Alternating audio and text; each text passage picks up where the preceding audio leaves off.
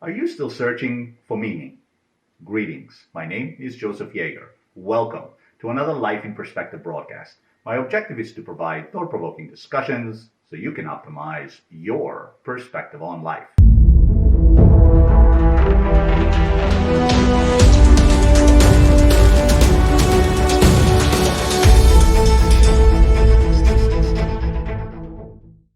Until the age of 10, my home was a place where freedom of speech was welcome. I used to sit on the floor during family gatherings and listen to my aunts and uncles debate politics, philosophy, and money on a breezy Mediterranean evening. Cigarette smoke and dark beer carried opinions across the room, but I never sensed the threat of disagreement.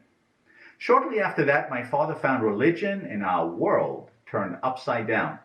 Our home felt more like a dictatorship than a democracy, and although motivational and self development books set side by side religious scriptures, there was little hint of their impact on our home life.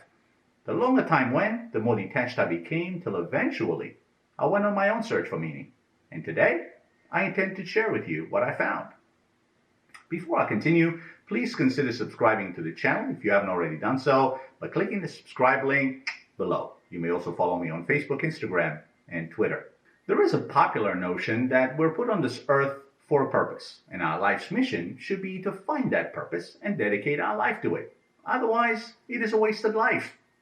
In my humble opinion, the search for meaning is a made-up concept for profit. Hey, even monks and spiritual leaders have to make a living.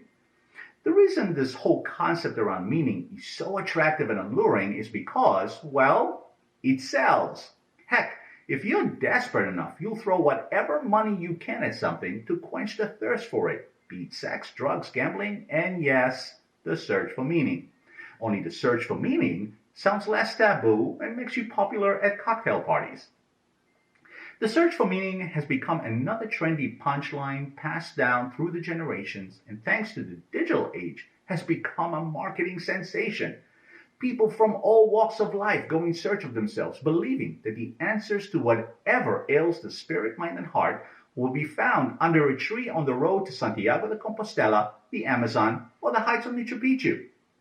If you're looking for adventure, memorable experiences, and something to share with your friends on Facebook, I get it. If you want to convince me that you've found yourself and you're a different person because of it, you might as well walk back to where you come from and spare me the agony of listening to your useless justification of why you spent thousands of dollars to go search for something you could have gotten at a Tony Robbins or a Landmark seminar without the blisters and in a fraction of the time, and still end up where you started. All you'll do is reinforce the fact that you are lost and still do things to impress others because you can't think for yourself and want to be cool. How long do you intend to delude yourself? The sad truth is, however, that from birth, when we are spiritually at our strongest and most liberated, we only get weaker.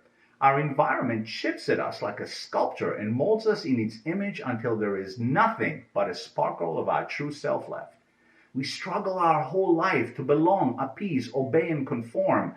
We show the face we hate to the world, and the real one we lose sight of because we're ashamed of it.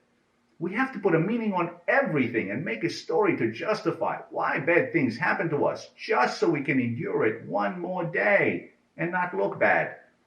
No other species on Earth does that. Think about it. Other than in Disney and Pixar movies, do you see lions go back to their bushes after a night out and reflect on the purpose in the circle of life? Do you think Rocky Raccoon goes to the local dumpster at night because he's ashamed and doesn't want to be seen doing so in daylight? Or a fox forages through the woods in search of meaning? There is a reason why we love and get drawn to nature. Because we envy its raw authenticity and the fact that it never lies. There we don't have to pretend, search for meaning, and find ourselves. It functions with optimal precision just as it is, and it is as glorious as it is pure. No lost souls searching for meaning. Instead of wasting your time in search of meaning that doesn't exist nor in truth means anything to you, just to impress a bunch of people who are just as lost as you, follow the internal compass that will never steer you wrong. Your heart. If you dare to block out every outside noise and ask yourself, what do I want and what do I love? Your heart will eventually tell you. When it does, Every action you take should be towards what you want and love. Doesn't matter whether anyone else understands what it means. If you lose friends, you'll find new ones. If your family doesn't understand or agree, they made their choices. And if you're afraid to lose, you already have. You were not put on this earth to live up to anyone's expectations, yet you dedicate your life to it. And where did it get you? So, you keep searching for meaning you never find, and no matter how many books or seminars tell you to follow your heart, you keep resisting because you refuse to believe it could be that simple.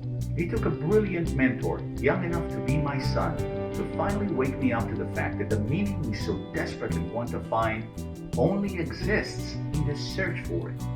The more you chase it, the more it will elude you. But if you listen to your heart, it will eventually find you. Please let me know what topics you would like my perspective on in the comment section below. Thank you for watching, and see you next time.